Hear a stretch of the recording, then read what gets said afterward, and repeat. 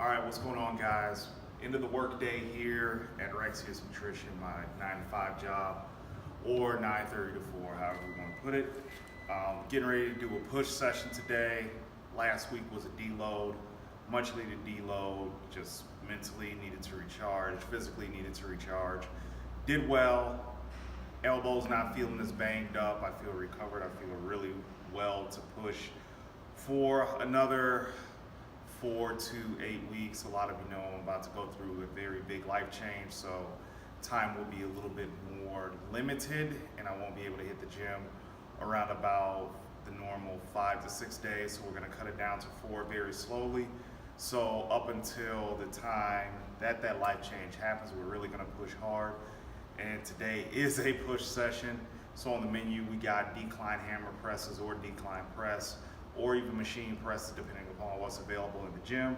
From there, we're gonna move on to an exercise that I'm planning to dominate for the next couple of weeks, which is the incline press. My incline pressing movements, my pressing movements in general are kind of hit and miss. It really depends upon the day, whether I'm hydrated and fed up enough. So I'm trying not to train fasted on that particular day. I want some food in me, I want some fluid in me, so I can really be able to push the envelope for that. Then we're gonna go on to dips. We're gonna load that up. And then we're also gonna go on to dumbbell flies. Dumbbell flies, a lot of people don't like to load up that exercise, but I do. So we're gonna try to push it to around the 60-pound dumbbell range, which is actually heavy for me. I know it's not for a lot of you monsters out there, but genetically I'm not a monster.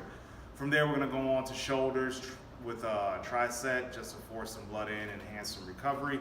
Then we're gonna go on to triceps. Keep it real simple, 3 to 4 sets for 2 movements.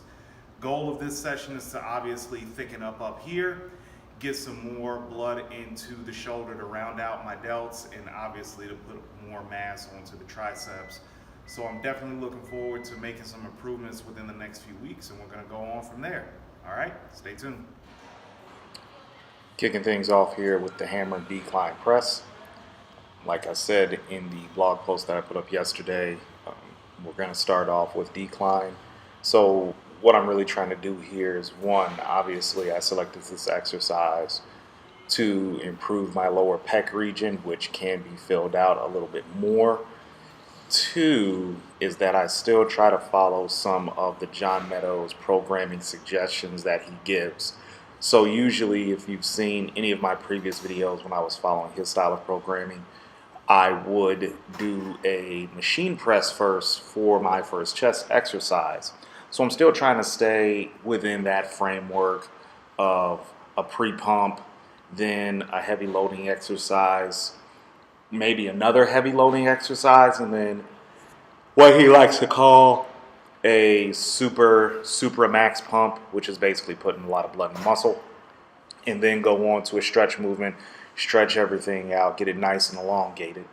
So this is my machine press, and here I did about 2 working sets, worked up to about 4 plates per side to really just try to put some more thickness on my chest.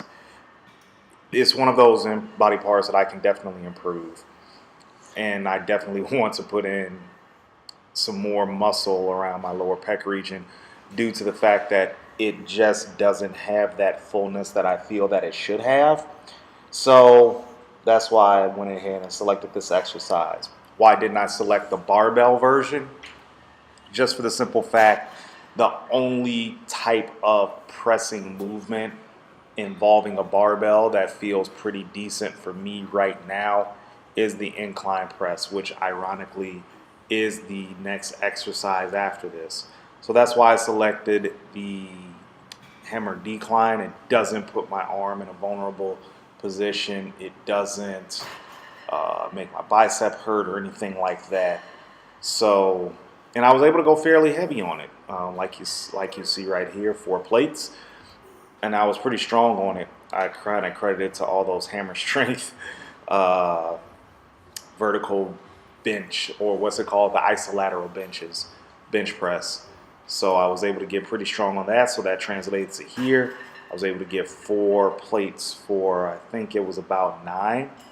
And as you can see, I'm moving on to the incline press right here. Main thing that I'm trying to do with these sets right here is that I am just merely trying to not exhaust myself on the warm-ups. With low volume training, that you only have so many amounts, you only have a certain amount of, how am I trying to word this? You don't want to waste your time on warm-up sets. You want to make your warm-up sets productive. You want to make your body feel those warm-up sets, but also at the same time, you want those warm-up sets to not whack you. A lot of people spend a lot of time on warm-up sets, and that's fine. There's nothing wrong with that. Don't get me wrong. But what I'm saying is that you have to make your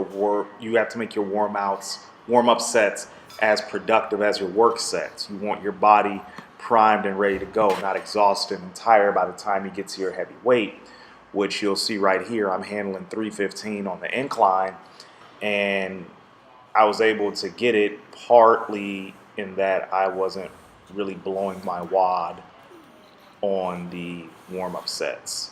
So there's that.